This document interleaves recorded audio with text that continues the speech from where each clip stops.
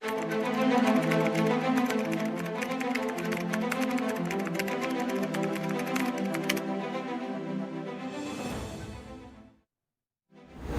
is 4 p.m. We're bringing developing news.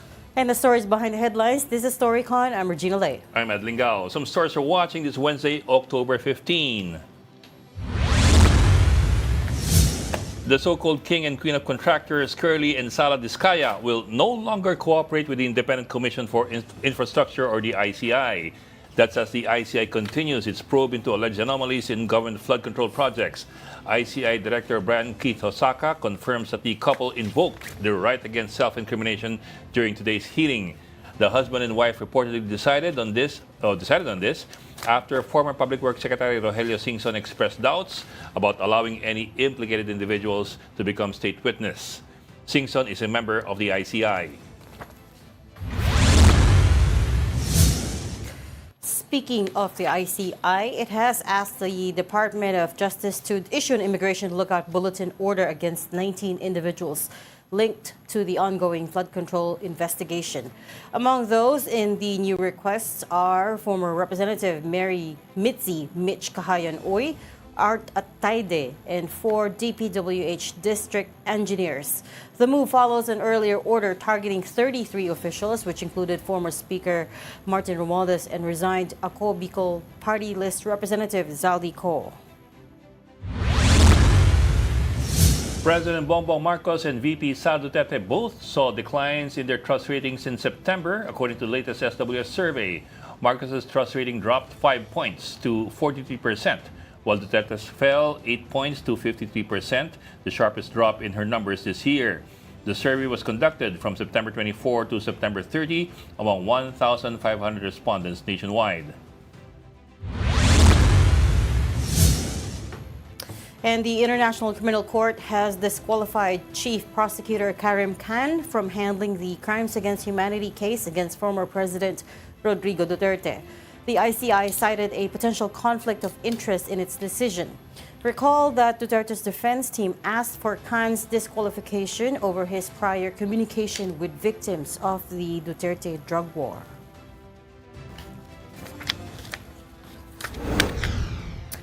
Meantime, Vice President Sara Duterte shrugged off Khan's disqualification from her father's case. She said the issue would not affect the former president's standing nor the country's position regarding the ICC investigation. Duterte also clarified that she will not appeal to President Bongbong Marcos to intervene in the matter. The vice president said it's a personal and legal issue that does not require Malacanang's involvement. The Hague court had dismissed Digong Duterte's bid for an interim release. Hindi ko kakasapin si BBM para kay dating Pangulong Duterte. Dahil ang sa akin is yung ginawa nila, government kidnapping ng isang Pilipino sa loob ng ating bansa. Inaprubahan niya na hindi niya dapat ginawa bilang isang Pangulo. Okay, and joining us today from the Philippine Star. Mukhang wala pa si Tito Ronald, no? Ronald is not yet on Zoom, but he'll be joining us later. But from the Philippine Star, we have Editor-in-Chief Ami Pamintuan. Will be joining us later, Hi. hopefully. Everybody, happy Wednesday. Happy Wednesday. Happy Wednesday, Ami. Wednesday na. Wednesday nights, midweek. So it's what you call a hump midweek. day. Everything leads to the weekend. O, diba? Feels like so many things have already happened. And on that note, we don't have a whole lot of time for banter today kasi we have two guests, so let's get right to it.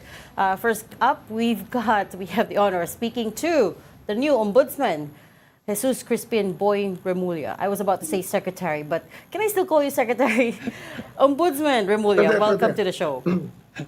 Hi, I'm not used to Ombudsman. it yet, I'm not used to my title yet. Oh, my. Nakasanayan, but sir. I don't know really what people should call Ombudsman. me. Morning will do. Ombudsman na lang. Congratulations, Ombudsman na lang. Well, it's really a job for the next 7 years. So that way you can Yes, sir. Well, dami kaming talong, sir. Ano, Okay. saan tayo magsisimula? Sa Let's start with the... I don't see, Huh? I don't see the others on the screen. I only see Ami. okay. Well, we're here. I don't know. Can you Ano see, po yan? can you see us now? Yeah. Now I Okay. see. Okay. Okay, sir, Okay, let's, okay. sabi ni Ed kanina, maraming gustong pag-uusapan, which is true, but let's start with the breaking news this afternoon. The contractors, Curly and Sarah Diskaya, deciding that they will no longer cooperate with the investigation, and at the press conference that ICI spokesperson Attorney Hosaka just conducted, sabi daw ng the couple said, the camp said that it's over the issue of them being declared state witnesses. Apparently, they took issue with an interview that Commissioner Singson Bim gave, Singson. in which he had opined that no one is qualified to be state witness at this point. You know, I mean, of course, you're now the ombudsman, but you've just left the DOJ. Where did you leave the discussion ba? Ano ba yung binili niyo, sir? Tungkol kaya sa Diskaya? And tungkol sa anyone and regarding the state witness issue in this whole investigation? Kasi ang state witness law kasi never anticipated this massive amount of crimes committed by one person or by a group of persons so that they can be, kasi ang ina-anticipate ng ating state witness as in the rules of court, isang tao kasama sa krimen at siya ang magsasabi. Kung di siya magsasabi, hindi matutuloy ang kaso. Hindi kayang patunayan. Eh dito kasi, hindi lang isang krimen to. Libo-libong krimen ang pinag-uusapan. Yung may tao dito, sangkot sa mahigit 100 krimen, eh, paano pwede ba kami magbigay ng blanket immunity? Iyan lang ang pinag-uusapan namin sa DOJ noong panahon na yun. Kaya, hindi talaga, sinabihan din talaga sila that they may have to suffer jail time kahit na paano. Kasi, yun talaga ang hirap ng kasong ginawa nila at ang dami nilang participation sa iba't ibang pangyayari dito sa mga krimen na iniimbestigahan. Also, it was made clear to them that there was no promise made to them that they could become state witness if they cooperated, basically. No, they were under evaluation. It was clear to them that they were under evaluation. In fact, nag-walk out sila, no, sinabihan nga sila that they may suffer jail time. They stopped cooperating already last week. Yun ang pagkakaalam ko. Tapos the next meeting, I was told that, ito lang, the last few days, that this guy has called in sick. So, obviously, parang ayaw na nila talaga. Ayaw na nila. Pero sir, given the parameters Pero you just said, Secretary, hindi ba? Yung sa go ahead. ICI, we understand, finorward na sa inyo yung mga binigay sa kanila nila Diskaya, hindi ba? And sinabi ng lawyer, it was a tell-all testimony. Nasa ombudsman na ba yun? Kasi kung nasa inyo na, ano pang Hindi ako kailangan? sigurado, pero parang wala pa. Parang wala pa. Hindi ko pa na-examine yung mga pinadala sa amin na ICI. Kasi, sa pagkakaalam ko, ang meron na kami, yung pinadala ni Vince Dizon, tsaka yung binigay ng DOJ. Yung sa ICI, I was just going to break ice there as ombudsman. Kasi, nanggaling ako doon a few days ago, maybe 10 days ago. Nanggaling na ako sa ICI to cooperate with them and to as DOJ secretary. And in fact, yung ibang staff na dumating sa kanila is through the help of the DOJ. And of course, we coursed it through the presidential management staff para mabigyan pa sila ng iba pang lawyers na tutulong sa kanila. pero sir, Saka given yung sa DOJ, di ba? Dagdag lang yung we understand na ang isang sa mga condition sa kanila, if they were planning to turn state witness, yung restitution. Did they Yes, of ever course. seriously consider it? Pumayag ba sila doon? Hindi kasi ako nakausap na nila. I will have to be debriefed again. I will call on the DOJ officials who interviewed them. Kasi I only talked to them initially.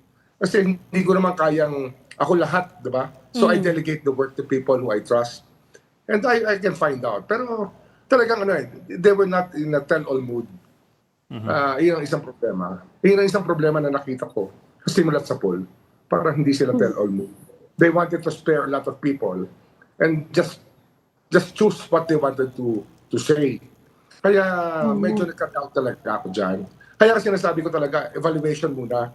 Hindi naman pwedeng papangakuan mo na maging state witness ng tao. Wala ho yan sa position DOJ Secretary. No, not even the Ombudsman. The Ombudsman can give immunity. Pero, syempre, within reasonable bounds. Hindi naman pwedeng isasalbang mo yung tao kahit sobrang dami na kasalanan na hindi naman nanagot. Hindi ho pwede yun. Ombudsman, sorry, can I just follow up on what you said? When you said that you got the sense that they wanted to spare some people, hindi talaga siya tell-all, I heard that they were being asked about Senator Bongo's involvement as well as his connections to CLTG builders. Is that true? Yes, that is what part of the discussion that happened also. Kasi nga, when you look at their track record, they started becoming big in 2016-17 after the joint venture with CLTG. At least that's what I remember. Sa pag-aaral ko, sa cursory reading ko ng notes about them before I talk to them. So, given the parameters that you mentioned a while ago, at least the variables that you mentioned a while ago, na you're not looking at one crime, possibly hundreds of crimes across the board all over the country. So, mahirap pagbigay ng blanket immunity. Mahirap. Example dyan, Tony, isa Tony, Ed, no? Ed, sir. ang problema dyan, kagaya niyan, yung bid rigging. Di ba lumabas na talaga sa hearings ng Senate na wala na talagang bidding. Moro-moro na lang, bid rigging. Di ba? The hundreds of crimes na yan, doon pa lang. Thousands pa. Thousands of crimes we're talking about here. Kaya nga, marami pang iba yan. Merong bribery, merong dyan malversation, iba-ibang crimes na involved dito. Plunder. Kung ibibigay mo ng blanket immunity, maka naman lahat ng tao sabihin, blanket immunity, di wala na mangyayari dito. Yes, sir. But given that nga, would anybody qualify at all for state witness, considering that you're It's looking possible. at hundreds? Basta necessary talaga yung testimony nila to be able to convict people for the crimes that we are charging. It's possible. Nothing is impossible here. But the people who were asking for it, parang imposible rin. It's very hard. It's very hard to make a judgment immediately. Kasi nga, massive nga, hindi pa nga, undiscovered pa nga yung ibang crimes eh. How can you give them blanket immunity when some of the crimes have not yet come to fore? Siyempre, hindi ko pa nakikita yung tax evasion angle. Marami pa akong tinitingnan dyan para bago ma-evaluate yan, dapat alam natin yung universe of crimes involved dito. So what do you suggest if you were to tell the disguise what they should or should not do, or what they or whether they should cooperate? What would you tell them? Ano yan, meron niyang history sa Office of the Ombudsman. I don't know if people will agree with. Yung kay the biggest restitution ever received by government is by General Garcia in that crime where he pleaded guilty to the charge. He returned 300 million and then time served na lang, then he was released. Yun ang naalala ko na biggest restitution. Dito kasi yung restitution na sinasabi natin dito, billions to eh. We still have to look at the real cost to the people eh. Cost to the government and cost to the people of the Philippines. Kasi taxpayers' money went everywhere except the project, di ba? Or many of them, substandard pa. Pero for the ghost itself, talagang zero talaga. Talagang falsification at malversation. Yun na malinaw na malinaw. So at this point, Ombudsman, pwede na naming sabihin, ruled out na sila as state witness. I understand yung korte mag-a-approve niya, no? Pero i-endorse niya eh. Pwede na namin sabihin, hindi sila pwede. They can say that unless they tell all and that it really makes everything clear, pwede yan. Kaya lang, hindi nga tell all mode eh. I think they're mahirap na magsalita. Pero iba silang kausap talaga. Iba silang kausap.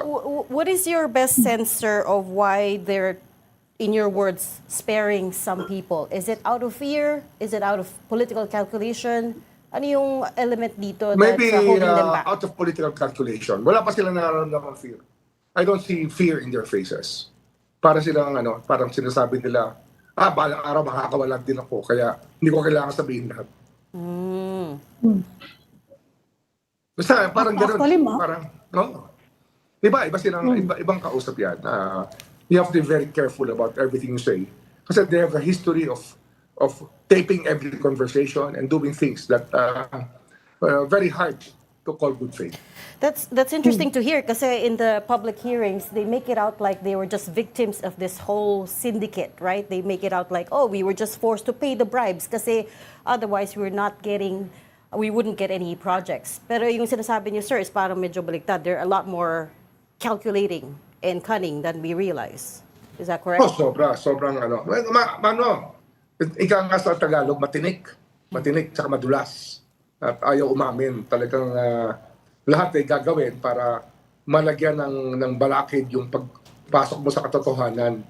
Yun lang nahalata namin kasi nga may mga as SOJ yan, tinanong ko sa kanila yung CLTG. Ang sinagot sa akin, never nila nakilala yung Christopher Lawrence Bongo na CLTG, si Christopher Lawrence Tesoro ko. That's the initials of the person, the senator in the company that dealt with them. They never met him. Looking at their record, na puro selfie sila at puro picture sila with everybody they meet. You think it's possible? Okay, ano move on? Hindi, ombudsman. Nabanggit nyo na rin napakarami. Isang mag-asawa lang yan Walong We're now seeing all these cases emerging sa iba pang infrastructure, schools, hospitals, farm to market. Yes. Oh. Paano, hindi yan makakaya ombudsman ng ICI? Mag-initiate ba kayo? Motu Ang proprio? infrastructure problems kasi natin, patong-patong yan. Yung sa abuse of budget, nakita na natin kung paano pinagdaroan yung budget. Rock netting, hindi yan flood control, pero malaking skandalo. Yes. Something that I've been looking at also. Conflict of interest, may isang pinakamabigat na pinapasok natin dyan. Kaya, ano nga yan iyan ang theory of the case ang una namin binubuo bago kaming pumasok para gumawa ng strategy for every person na dapat inquire into at matanong, masapina para sa mga krimen na pwedeng nangyari. Di ba? Conflict of interest is one of the biggest things, and that's one of the cases that's so apparent in the House. Sobrang laki nga sa House of Representatives at sa COA, yung nangyari sa COA.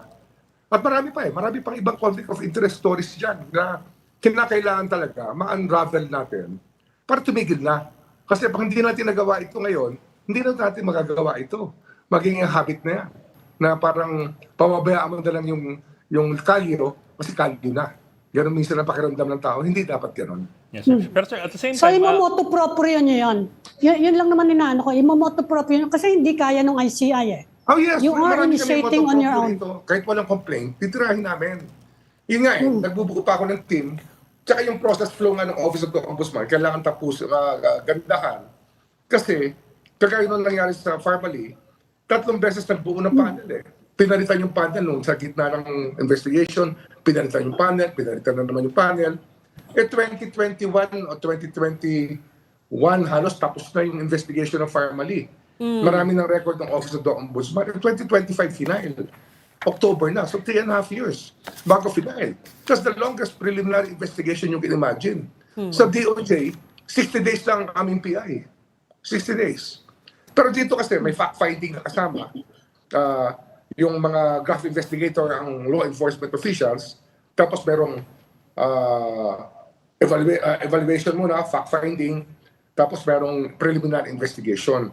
Pag ito tatagal ng 3 taon, mapapanis talaga ang kaso. Napakahirap namang ispilingin yan pag 3 taon na nakakaraan. Baka ubos na yung mga state. Yan ang problema dyan. Yes, sir. Pero sir, ang hinanap sa mga tao, of course, they're looking for blood of the contractors involved, but they're also looking more than that for justice as far as government officials are concerned, and which is, of course, the bigger, the more primary concern of the Ombudsman. People who are in office, people who are in power, for example, members of Congress or the Senate, down the line. So maliban po sa pag-file mga kaso against contractors, ano po ang status dun sa pagsasampa ng mga kaso against people in the legislature who, not just with conflict of interest, because kasi conflict of interest parang 6713 lang yan more than that is... Hindi, you cannot say that anymore.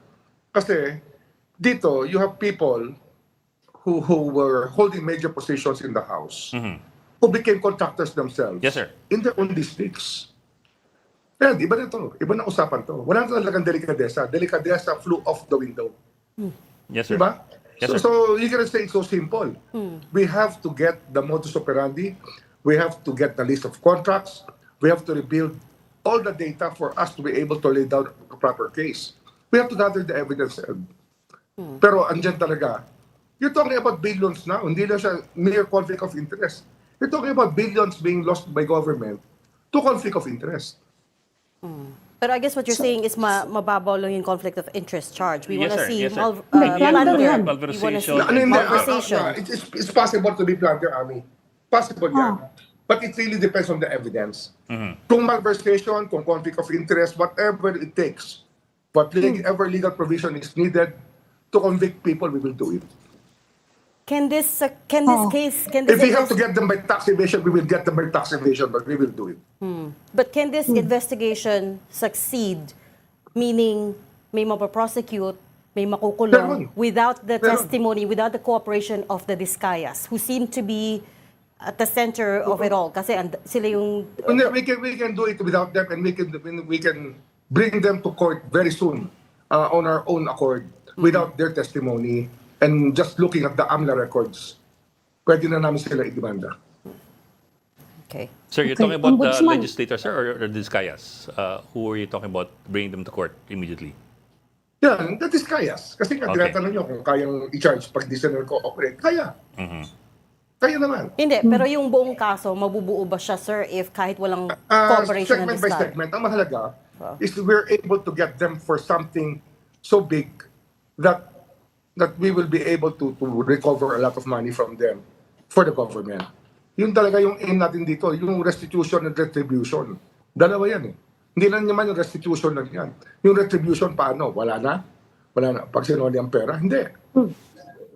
Sir, the other question on everybody's mind is Zaldico. I mean, he's still out in the wind. We don't know where he is. What's our position as far as he is concerned? Ano man pwedeng ihabol sa kanya at this particular point? Is there anything substantial already that can be filed against him for any violation at all? Meron.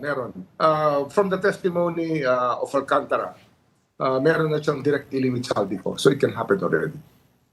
No. How far are you... So pag ganun, pwede ipa-cancel yung passport na niya kapag meron ng Possible na. Pagka may kaso na, pag nakasampa na yung kaso, yun ang batas natin eh. We cannot cancel passports without proper purpose dapat. Yes, sir. I think that's what people are waiting for. Kailan magsasampa ng kaso? Kasi medyo matagal na rin, several weeks already since he left the country. Actually, Since he responded to Congress, to the new House Speaker, saying that he will not be I coming back. started working on this as DOJ, and I'm on my third day now in the Ombudsman's office. And it can be done. There's a continuity naman sa investigation nito. And imagine it only happened because of the conflict because of the issue of protected witnesses that arose from the Senate hearings. Kaya kami na-involved dyan. Of course, the President also instructed us later on to start investigating, to help investigate this mess. Because at that time, the Ombudsman's office was not yet moving or could not really be spoken to about this matter. And when I asked them about their output when I arrived, parang halos wala pa. Saka pag may case na sa kanya, Ombudsman, pwede na siyang, you can ask for help na from Interpol, ano? Of course. Or do you have to wait for an arrest warrant? Of course, we need that. Blue notice pwede na eh. May blue notice is May blue actually within the community, nag-uusap-usap na yan. Pero ang red notice talaga ang kinakailangan para pwede natin arrest. Are you... Cambio lang akong konti, Ombudsman, wait, kasi sorry, pinag-uusapan Ami. yung SALN ngayon eh. Wait, Ami, sorry. Close ko lang yung... Linawin ko lang. Ami, sorry, close ko lang yung conversation about Zaldico. Ano yan? Yeah. Nakalimutan ko tuloy. But I was gonna ask, Ako, are you tanong at ko kailan liberty, sir, are you at liberty to tell us ano po yung kaso that you're looking at against former Congressman Ko? Malversation. Malversation. Plain Okay. and simple, yeah. Based solely on Engineer Alcantara's testimony? Or you have other evidence? So far. But that's why we have to strengthen it more. Mahirap mag-file ng kasong mahina. Yun ang nagiging problema lagi sa prosecution ng cases sa ating bansa. Dati, sa probable cause, we end up with a lot of weak cases. We really have to raise the bar of evidence and really work better with the evidence that has to be laid out in court so that you can have a continuous trial and rest your case. Yun naman ang pinakamahalaga na dapat mangyari ngayon. Na meron naman provisions ng law that allow it, meron tayong rules of court that allow it, we have the Supreme Court issuances that allow continuous trial, but the government hardly went to that recourse because the evidence gathering was not very thorough at that time. So ngayon, I think that we are about to embark on a new era in prosecution. Yun talaga ang kinakailangan gawin ngayon. Okay. Do we have a timetable, sir, Yung for continuing Zaldico's trial, case? Ombudsman, nabanggit nyo yung continuing trial. Ano yung pinaka-short that we can expect? Kasi yun yung minamadali ng mga tao eh. Sa flood control cases, presentation of prosecution evidence, probably 5 to 7 court hearing dates. Tapos na yun. And then, pagka-continuous trial yan, isang buwan, tapos yan. Pag walang pinayagang postponement ng court. Sir, but Basta Or iba yung special court? warrant of arrest, nag-initial hearing yan. From there, hopefully, pag nakita nila yung urgency, isang buwan is of course very, very, it can be logical, it's very hopeful, but it may be a little more than that. It's really doable, Ami. It's doable. but sir, do we have a doable timetable 1 year. 1 year sigurado. Sigurado yun, sigurado. Hindi aabot na isang taon yan kung talagang hindi papayag ang korte sa dilatory tactics. Kasi dilatory tactics ang lagi natin problema eh. That's what lawyers get paid for. How to delay the case. Then later on, mapapanis yung kaso, sasabihin, inordinate delay, kaya deprive of due process. Yun ang ayaw natin mangyari. But sir, do we have a timetable for Zaldico, for the filing of the case against Zaldico? For the time of filing, mahaba na yun. Yes, sir. 1 year. Kaya. Secretary, medyo na late. Ikambyo ko Sorry, na dun Ed. sa, sa Parang SALN. may- Kasi lilinawin ko lang yung order mo, Ombudsman sa SALN. Does it cover the constitutional bodies? Ano yan eh, we will have to rethink that if we can cover the different branches of government. But I think we can. Kasi ang nakasanayan kasi ng Ombudsman's Office, yun ang amin nilabas. Yes. We reviewed all the SALN filings, all the SALN rules for the past for the last six administrations in the Ombudsman. Yun ang review namin. But we will rethink it. I think that it might be better if we get the constitutional bodies to agree with us. The House, the Senate. Yes. But ang pinakamahirap kasi syempre the courts. Judiciary. That's one of the things that can be a problem. But I will have a dialogue with them. I will have dialogue with them. Pero sir, you are not a custodian, sir. But the Ombudsman is not a custodian of all these other SALNs of the other bodies. We're not. Hindi nakasanayan. But if they will allow us, they will entrust us, why not, di ba? Yun naman yun eh. Dapat talaga lahat yan theoretically. Theoretically Pero lahat. hindi ba nasa batas yun? Nandun sa Code of Conduct? Dapat sa Ombudsman? Dapat kasama lahat. Dapat kasama lahat. Kaya lang siyempre, theory and practice do not always jive. And we have to force the issue somehow when it comes to many of these. Yes, Kasi sir. kagaya yan, Yes, sir. Pero sir, local courts, and I will not blame them, always want to just work within themselves. Yan po yung naging habit ng courts talaga. sir, pero sir, doon sa memorandum Even number 3, charging them in court, investigating them, medyo sensitive pa rin ang courts dyan. So we will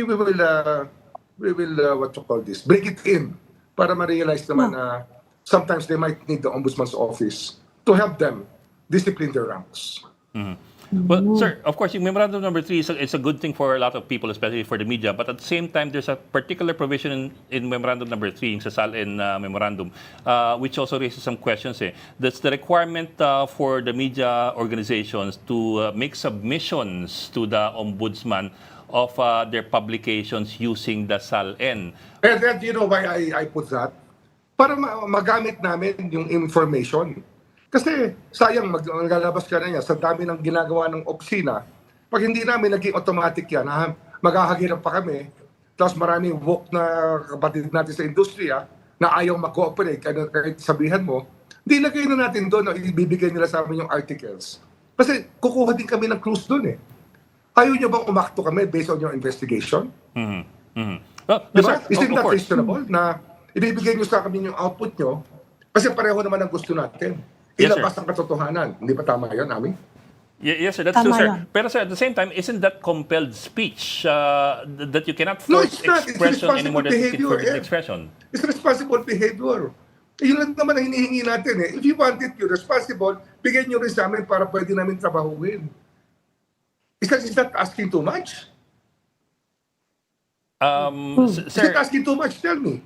Can I not get your output of your investigation so that I can use it for my investigation? Or you just want it to be able to say something bad about government no matter who is ruling? well, sir, that's, No, that's not not the way. necessarily. I don't think that's the way. Sir, Give me your output. yes, sir. Di ba? Sir, let me put it this way, sir. For example, when we were with the PCI, when I was with the PCIJ would request all the SALNs every year of all the officials that it can request from. Hindi lahat po yun nagagawa ng storya kasi syempre, you look at that time series data eh. So, Hindi, output lang nga eh. Ede, pag na-publish na, pag talagang thorough na yung research mo, di bigay mo sa amin. Pag hindi mo naman mapapublish, pero meron ko pa rin research na pwedeng magamit namin, di bigay nyo sa amin. Kasi hindi naman kami, hindi kami weatherproof eh. Meron kami talagang weaknesses din na kinakailangan namin ng konting nudge. No, para but- yung information, mas madali natin makuha, di ba? But also, sir, that's easier if you're a digital or print outlet. What about for Sam, us broadcast? It's harder kasi kunyari, I'm an anchor. I don't produce Mahirap sa packages. broadcast kasi. I need it for my own personal information for Yeah. when we're talking here. Hindi naman siya one single story. You know what I mean? It informs my reporting. Pero, And then give me a copy of the broadcast so we can study everything. O kahit na transcript lang. So we know if there's something new that we have to look at so we can make our work better. Yun naman ang intent nun. Wala naman ibang intent dyan eh. We just want to know how this worked when we gave the SALN and how it was researched and the output of the research so we can act on the matter. If we have to charge people for graft because of the leads we got from that article, so di ba? Di ba maganda yun? Or people just want to be obstinate and go against government no matter what. Hindi naman siguro ganun, di ba? I don't think that's the case, sir. the- I mean, Madali kasi sa amin Hindi eh. nga dapat eh. So, Madali sa amin, medyo mahirap sa broadcast eh. oh, Hindi kahit ano lang. We will monitor it. And, do you mind if we ask you questions after? Kasi kailangan namin yan eh. Why aren't we people willing to cooperate? Ang hiningi ko lang naman cooperation para magtulong tayo. Crowdsourcing nga, inaano na namin Right. yung rules para sa crowdsourcing. Gagawin na namin talaga para sa lifestyle check. Ayaw nyo ba nun? well, Diba, sir, you just have to maybe learn to trust government again or learn to trust the Ombudsman's office but again. trust has to be earned, sir. Public office is a public Well, trust, yes. It has to be earned, but though. And the it first has step be to that earned. is What if I earn releasing it after the 6 SALNs? years and 9 months? Di wala na mangyayari. Di ba? Kasi that's a standard that is not even objective. It is a subjective standard. well, sir, just to be clear, Sir Bale, what you're saying is only upon publication or use, yun doon kailangan mag-submit yung Yes, media agency. kasi we need the output eh. We need that. There's no Kung meron there's lang nothing to lumabas. compel. There's nothing Meron to ba compel kami the pinagay na outfit penalty? to release any Wala story. naman kami nilagay na penalty rin. Ah. Oh, Wala sir, naman. Kaya lang, sinasabi nga namin, may urgency yan. Hindi nyo pagtitripan yan, tapos bahala kayo sa trip nyo, walang pasagan ng trip. Hindi po ganun yan. It's responsible government, it's responsible. We have to be responsible for the information that we get, di ba? Yeah. Okay, we know you have to run to another appointment, sir, pero if I can just squeeze in very, very quick lang. So you basically reversed the memo of your predecessor. Does that mean we can go and request SALNs as far back as 2016? It's possible. It's possible. We Sir, will look naman- at the files. Yes, sir, no lang Hindi yan. natin alam kung anong files na nandun. On my third day, maybe by the end of this month, I'll know what's there. Yeah. Kasi nga, we have to shock them into action eh.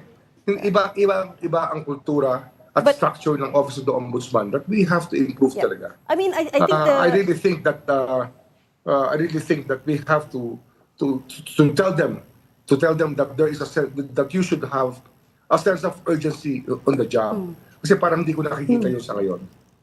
shouldn't the filings be there already? It's just a matter of releasing it Eh, kasi it's a andyan yan, requirement but for officials. I haven't gone deeply into the records yet. Ang ginawa lang namin talaga, initial na naman yan. We studied all the rules before and we tried to make it as open as possible. And para naman meron kami feedback mechanism na magagamit naman kung nagamit nyo sa alis na investigation at meron kayong nakita. Sana alam namin yung nakita nyo. Kasi sabihin nyo, ay hindi nila nakita yan eh. Di ba? There should be some cooperation. Yun lang naman yun. Ombudsman, kailan nyo naman balak i-release yung SALN ninyo? Kasi sabi nila, you set the example daw. Kasama yan sa pwede i-release at pwede i-request. Pwede yan. Can I make the Kailan request po? now? Yeah. Pagbalik ko sa opisina. Okay. Pagbalik sa opisina, sige, request ko. Meron sa field ngayon. Meron na akong ginagawa sa field. Sige. Okay. Pasikit lang isa mo, sir. Sir, if you don't mind. Sir, formally, sir, of course, we had Richard Gordon here as our guest last week, I think, di ba? And he was making a push for including the former president dun sa mga kakasuhan. And Michael Yang. Yes, yun yung isa nakita namin eh. Kasi nga, bitin na bitin ng respondents yun. Isa yun totoo dyan sa family. Wala si Michael Yang. Maraming wala. Kaya we had to get it back. Yeah. Kaya kailangan binawi namin yung pwede pa namin bawiin para pwede namin iayos ilatag na maganda yung kaso. Kasi nga, 3 panel nga napalitan eh. For some reason that you can speculate but I will not elucidate. I mean, I do not have the perfect facts with me right now, but the hunch must be there. Okay. We'll leave that there, but I will make a last public appeal to you to come back with the show kasi marami pa pong dapat pag-usapan. But thank you so much for talking to us today, Ombudsman Boying Remulla. Okay, salamat.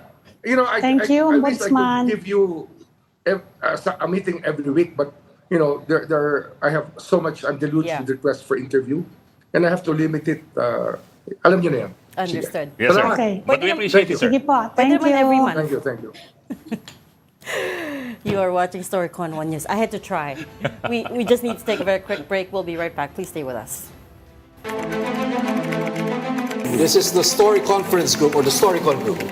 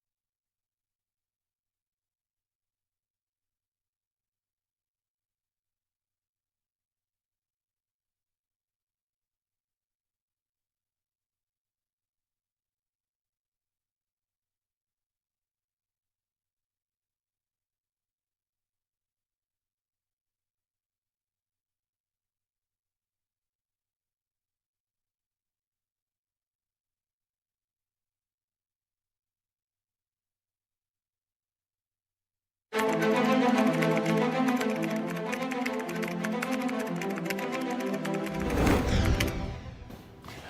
got developing news and the stories behind the headlines. Welcome back to Storycon, the Story Conference. I'm Ed Lingao. And I'm Regina Lay, still with us, Ami Pamintun of the Philippine Star, and I thought we had drawn on, but he's still. Wala pa siya. Also joining us this afternoon, we've got journalist Malu Mangahas, co-convener of the Right to Know Right Now Coalition, or R2KRN. Hi, Malu. Good afternoon. Hi, Malu. Good afternoon, ladies Hi, bossing. and gentlemen. Kala ni Ed na iwan na siya. Gentleman ba yan? O, sige, gentleman talaga yan. Kawawa ko yan sa PCIJ eh. Saka si Ami kaklase ko mula kinder eh, di ba? Ay, sorry. Full disclosure. Okay, so go. Boss ko simula Ancient dati na sa kami, PCIJ. ancient. Oo nga, napakinggan ko yung kwentuhan kay Ombudsman Boying eh. Binasa mo, Ed? Ayun, so Share you na were, basa na you were yata listening. kompleto eh. You were listening to Okay. the discussion kanina with Boeing about the SALN memorandum. Di ba, the SALNs have always been well, one of the primary objectives of the Right to Know Right Now coalition and the PCIJ in collecting the SALNs. What do you think of the memorandum na inisyo kahapon, yung memorandum number 3? I think it's a movement forward slightly, parang konting bukas ng pinto. Pero parang tingin ko pwede pa sanang better yung version ng memorandum. Ang parang okay na, nagkakasundo tayo yung reasonable cost, ang photocopying, at merong parang pagpayag yung redacted, yung apat na info, no? Yung mga anak below 18, address, signature, and ID. Sa tingin ko lang, medyo malabo yung pagkakalatag niya ng exceptions. Meaning SALN disclosure may not be allowed kung mali yung repository o napadalan mong opisina. Wala yung SALN, kaya hindi maibibigay. E di kung wala, di dapat usigin yung government official na hindi nag-file, di ba? Meron kang malicious intent or may mischief sa iyong pagpa-file, fictitious person ka, or may extortion kang gustong anggulo, o may history ka na dati na nabigyan ka ng SALN, medyo palpak yung paggagamit mo. Ang tingin ko lang doon, parang nagbibigay ng excuse for non-disclosure or to avoid disclosure kasi ang nasa EO2, yung FOI in the executive branch as well as mga FOI manuals, as well as itong SALN Law 6713, mandatory yung release eh. Tsaka ministerial lang ang trabaho ng mga agencies sa paglalabas ng SALN. Worried ako dun sa sinabi din ninyo kanina pinag-usapan yung bakit ang media kailangan mag-submit ng mga final output. And kanina sabi ni Ombudsman, pati research materials eh. I think pwedeng give them the link, di ba? Whether audio, video, or print yan. Yeah. Ang problema lang doon is, should we be doing research for government? Kasi di ba dapat meron din silang scan ng mga issue. My worry there is, di naman siguro mag-rise to the level of good evidence yung nakukuha ng media kasi syempre may secondary source tayo, hindi naman primary palagi. So dun muna. Yung tingin ko lang mga problematic. Isa pang problematic, hindi nalagay o nakalimutan nila yung relatives in government na data. Tapos sa SALN, kung tinignan mo, Ed, may business interest and financial connections. Yeah. Pero relatives in government would be up to 4th degree of consanguinity and affinity. Hanggang balae, bilas, lolo, lola, pamangkin. Doon kasi pwede mag-establish nung layunin ng SALN na silipin ang conflict of interest, unexplained wealth, ill-gotten wealth, at saka parang corruption, yung using public office for public gain. Pag wala yun, nalapat din sa business interest and financial connections, parang nakalimutan ba ng Ombudsman ilagay yung yung relatives Nasa in SALN government? filing yata yun. Requirement. Pero sa memo nila, Nasa hindi nila requirement nilagay. yun. Oo nga, nandun dapat yun sa page 2. Yeah, Pero page 2. dapat sana nilagay nila kasi this is a learning moment for all of us. Hindi yung form yata ng SALN nandun eh. Yung form ng SALN nandun yun. Oo nga. Pero nilagay kasi nila yung lahat ng iba pang data fields eh. Except sa ngayon, sa panahon ng corruption, di ba sinasabi nga yung mga mag-asawa o may congressman na relative, critical data yon kasi connecting data siya sa iba pa kontrata o negosyo. Yun. Well, the other thing I think, Malu, that's important to point out is people get the misimpression, I think, na tapos na ang usapan dahil naglabas na ng memorandum ang Ombudsman reversing the earlier Martires memorandum. But that's only for the Ombudsman, which is a custodian of The SALN ng President. Constitutional Commission Executive. and yung Executive. President and Vice Oo. President. Well, salary grade 27 o senior level, senior grade public officials and star rank officers. At tapos ang Civil Service Commission doon sa ibang mga local government officials down the line rank and file. Ang Deputy Ombudsman for Luzon, Visayas, Mindanao, governors, mayors, etc. So ibig sabihin, yung ibang repositories, House, Senate, Supreme Court Clerk, Clerk's Supreme Court, Court. Civil Service Commission, tapos yung apat yung Ombudsman, Central, at saka yung tatlong field. Yeah. At of course, Office of the President. So, iba-iba siya, pero I think the ruling should apply to all kasi if cases are filed, Ombudsman pa rin ang maghahabol sa mga matataas na grado ng pamahalaan. Pero I suppose yun ang next step eh. I mean, how do you get the Supreme Court, for example, to release SALNs? Or Yan the ang sinabi House? nga ni Boying, di ba? Sa totoo lang, parang naging kalat kasi parang ministerial na nga ang intensyon ng batas eh. Kumbaga, may request, ilabas ninyo. Over the years, and Ed knows this, di ba? Iba-ibang ombudsman, sabi ni Ombudsman Boying, 6 na yan, ano? Nung panahon ni Mercy Gutierrez, actually, nakakakuha lahat tayo ng SALN. Di ba? Yung eksaktong dokumento. Nung panahon ni Justice Conchita Carpio Morales, nakakakuha pa rin tayo, although binaba niya sa Luzon, Visayas, Mindanao. Nung panahon ni Ombudsman Martires, talagang naging drought Wala. ang paglabas ng SALN. Ang difficulty natin dito, parang iba-iba yung timpla ng mga ombudsman. If you were to ask me, sana kung talagang ang slogan nila ay transparency, ini-stretch na yung pag-celebrate ng karapatan ng mga mamamayan kasi, alagay ko, acid test. Palabasin ng SALN ng Pangulo, ng Pangalawang Pangulo at ng Ombudsman. Di ba? Para may magandang halimbawa. Yun na nga, nangako na nga sila eh. Sabi Hintay nila- na lang natin mangyari. Saka ni Alam mo, ano, Malu, ang si- problema, nauna yung Supreme Court kasi, no? Unang-una Yung Supreme Court procedure. na nagbawal nung SALN eh. Kaya Actually, nagsunod lahat eh. Dati yung Kaya Senate hindi bukas natin na we have bukas. to ask ngayon ang Supreme Court kung Correct. willing na sila to lift their own restriction. Correct, oo. Sila yung unang-unang gumawa niyan eh. Yung ginawa ng Supreme Court, mahigpit na procedures, yung parang tipong ilang ID, kailangan Alam mo, ng hindi mo purpose. makuha. Pero ang Senate, dati bukas Yeah. yung actual SALN. Yeah, ang I know. binibigay. Ang House Yun na ang nga. pinakagipit, di ba? Yung parang tipong pinakamaramot. Yung numbers, Pero naglalabas ano pa lang, rin sila. pero reaches to poorest. Ang problema doon, the numbers don't tell you much eh. Kasi pwedeng magulo lang yung mga tao na yung pinakamayayaman, baka kaduda-duda. Bakit yumaman ng ganyan? Pero hindi naman yun yung sikreto ng SALN eh. Baka pwedeng ma-justify yung net worth na malaki. Na ngayon, nung ginagawa yun ng House at yung Supreme Court, gano'n na rin, tapos yung memo ni Ombudsman Martires, sumunod na rin ng Senate. At ang Malacanang. Kaya nga. So parang nagkakawaan na gipitin ng SALN. Kaya mag-uusap-usap daw sila. Yan ang sabi ni Boying kanina.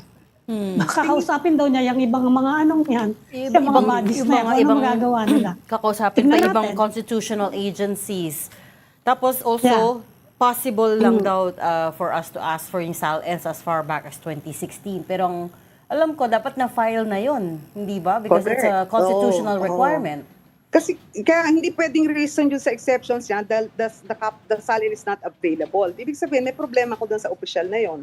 Dapat habulin. May penalty, however, pagka kunyari meron kang misuse or misinformation na binatay sa SALN, pwede kang kasuhan. Ang problema ko, parang ba't sa panig ng mamamayan yung obligasyon na parang, kumbaga, mag-behave kayo, dapat tingnan nyo lang yung nakalagay na data. Kasi, as you would know, the journalist would have to look further, di ba, to verify, validate, and get related documents. So, yun yung parang tingtadsa ko, hindi ganong malinaw na yung diin ng pagrespeto o pagpunyagi sa karapatan ng mamamayan, parang mas matimbang dun sa filers. Under the law, even filers are required to release their own SALN kasi may kopya sila. Hindi nga dapat repository or hindi nga dapat through ombudsman eh. Di ba, Ed? Kasi isa-isahin mo sila sa house. Tingin ko, 300 silang i-acid yun. test natin. Di ba, let's get all the senior government officials to actually be asked to release their SALN. Kung talagang mag-work, kasi baka sabihin nila malicious. Ang reading ko, yung nagsasabi na may malicious yung gamit ng media ng SALN, typically sa mga pagkakataong nasilip namin, magkaribal kasi sila na kandidato, hindi naman dahil yung media merong intensyong masama. Parang ganon. At may tunay na kaso, katulad nitong flood control controversies. Pagka lumabas yung SALN na relatives in government, business interests, and financial connections, maganda. Yung kaso ng Commission on Audit, ganon. Yung kaso ng Saldico, barangay health workers, ganon. So, merong connects talaga sa politika, kaya yung SALN dapat ilabas yung mga kamag-anak. Well, I do remember in 2021, si Ombudsman Martres even wanted to impose a 5-year imprisonment on those who would comment. Pag nag-comment, itong komentary natin to, makukulong tayong apat. Dapat mag-aral tayo mag-ganchilyo, manahin ng mga sinelas, cap, di ba? Para yun ang mga trabaho ng mga tao na kukulong ami. Kapag ganito daw may komentaryo doon sa policy niya, pakukulong tayo ng 5 taon. Because the law daw... Ako tingin ko, yung dangerous dito is parang, why should we protect too much yung filer when obligation niya yun under the law? Rather than celebrate the learning moment that you give citizens now na aralin tong SALN. At saka talagang tingnan, conflict of interest, unexplained wealth, ill-gotten wealth, and then corruption in general. Pero parang may patumpik-tumpik pa na dapat hindi ka malicious, dapat hindi ka nang i-extort. But may judgment. Diba, baka naman nilagay niya lang yung, nilagay nila yung na kapag ito ginawa nyo, hahabulin namin kayo. Pero nga, hindi mo parang pa nga gano'n yun yung nakukuha. basis niya. Hindi mo pa nga nakukuha after the fact kung sakali madedetermine nila yon, di ba? Hindi ko maintindihan. Yun na, after the fact. After the fact, John. Kaya nga, pero paano ka, hindi ka makakahingi? Bakit hindi ka makakahingi? Yung nakasabi na the SALNs will not be released, will not be exist for on the following conditions or para exceptions, except when, yun, nakawalo yun, Ami. So sabi ko, hindi ba dapat after yun kesa yung before the release? Isa pa yung data privacy, in-invoke nila yon. I think someone mentioned kanina. Parang warning yun, no? Warning yon, pero public office is a public trust, di ba, na-mention nyo kanina? Hindi ko alam, sa journalism or even sa public policy review, hindi naman dapat mag-claim ng absolute privacy ang government officials. Di ba? Kasi nga, kaya nga kayo taong gobyerno Pero, meron ding sensitive personal info. Pero hindi lahat private yung data ng public officials. Yun yung medyo tingin ko, general niya na balansin daw ang right to information at right to privacy of data. So, hindi naman lahat. Privacy dapat. Sabi ng National Privacy Commission, hindi dapat subterfuge o panaklong ang SALN kung meron kang ginagawang hindi maayos. As you said, Magulo ba? naming conditions. As you said, the burden of proof is on us ulit. But we will leave that there. We didn't get a chance to talk to you about the flood control. Story niyo Pero we'll have you back na lang another time. That was Malu Mangahas, co-convene. Meron pa kami pang-anim na report namin yun. Meron pa kaming tinitingnan na iba pang kumpanya. And we're drilling down the data to the lowest level, municipal, city, provincial, and then across all infra. Perfect. We'll have you back to talk about that pag na-publish na. That was Malu Mangahas, co-convener of the Right to Know Right Now Coalition, or R2KRN. Thanks for joining us today. Thank you. Thanks, Malu. And we have clear run out of time for Storycon. Thanks for joining us as well. Ami Pamintuan, Editor-in-Chief of the Philippine Star. Join us again tomorrow, 4 p.m. for Storycon. I'm Regina Lay. I'm Ed Lingao. Kapatid, we are one news, all sides, all the time.